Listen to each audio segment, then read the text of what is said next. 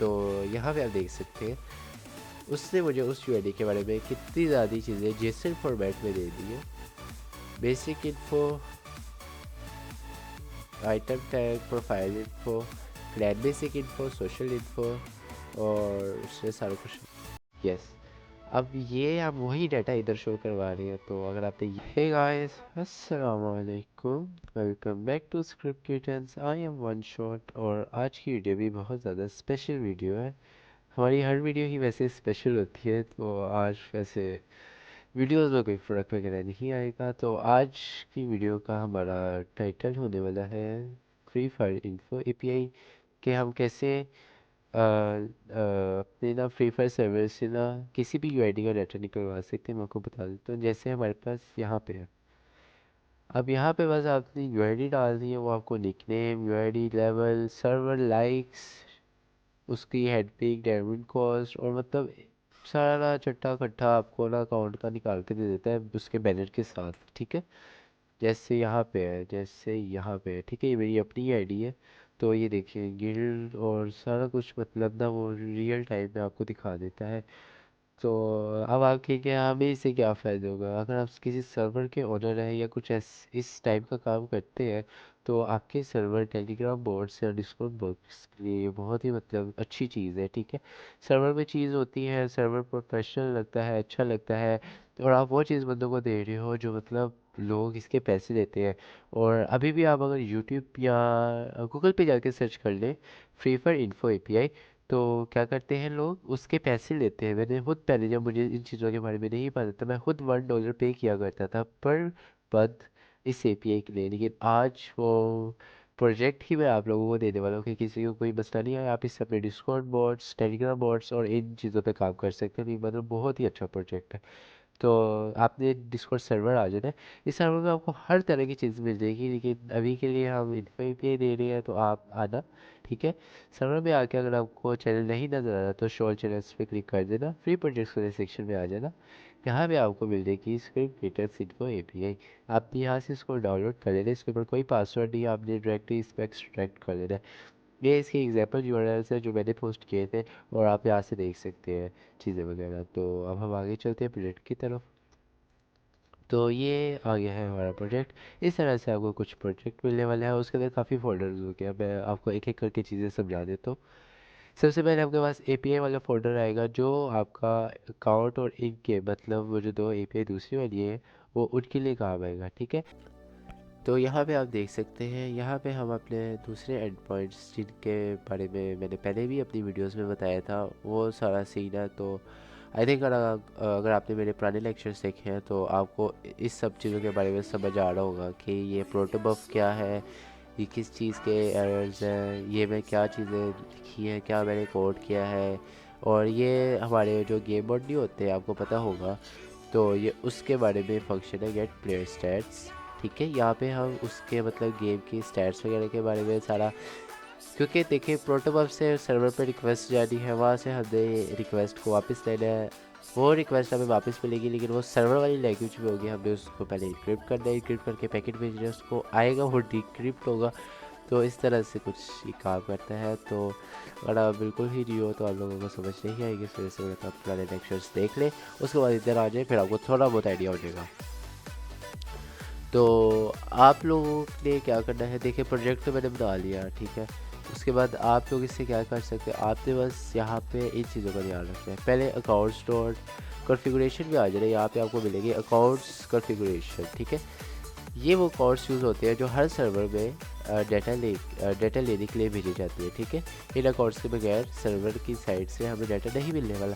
तो आपने ये ख्याल रखना है कि इन सारे सर्वर्स का जो यूआईडी वगैरह वो बैन ना हुई हो। अगर इनमें से किसी भी सर्वर की यूआईडी बैन होगी, उस सर्वर का आप नहीं ले सकते हैं डाटा। ठीक है, तो यहाँ पे आपने इन चीज़ों का ध्यान रखना है। यहाँ पे आप अपनी यूआईडी और पासवर्ड भी डाल सकते हैं, ताकि आईडी का आपको अच्छा ना रहे कि वो बैन है कि अनबैन है। ठीक है, तो यहाँ आप देख लेना, ये हमारे एईएस मतलब इंक्रिप्शन वाली फाइल्स है। यहाँ पे वही मेन की आईवी की ये कॉन्फ़िगरेशन वाली फाइल है। यहाँ पे जब न्यू अभी भी आएगा, आपने अभी 53 कर देना है, और मतलब काम चल जाएगा। ठीक है, और बाकी मैं बता दूँ आपको इसके बारे में, तो इतना कुछ आपको जानने की जरूरत नहीं। फंक्शंस वही है पुराने वाले, हम अपनी यूआईडी से टोकन ग्रैंड करवा रहे हैं, उस JWT का यूज़ करते हैं गेम में जाके उस बंदे की इन्फॉर्मेशन लेने के लिए, ठीक है। तो इस तरह से आप समझ लेना कि इस तरह से काम करते हैं, ठीक है। तो अब हम आ जाते हैं हमारे मेन वाले फंक्शन की तरफ। ये प्रोटोबफ्स है, ठीक है, ये उनकी वो चीज़ें हैं और ये कुछ भी नहीं है, ये यूटिलिटीज़ है। यहाँ पे हम डिक्रिप्ट और इनक्रिप्ट का फंक्शन यूज़ करते हैं, जैसे ये इनकोड डिकोड, ठीक है, ऐसे सर्वर की साइड वाला डाटा जाता है। तो ये भी आप देख लेना। ये देखें लोड अकाउंट्स, इस फोल्डर से अपने अकाउंट लेने हैं बारी बारी।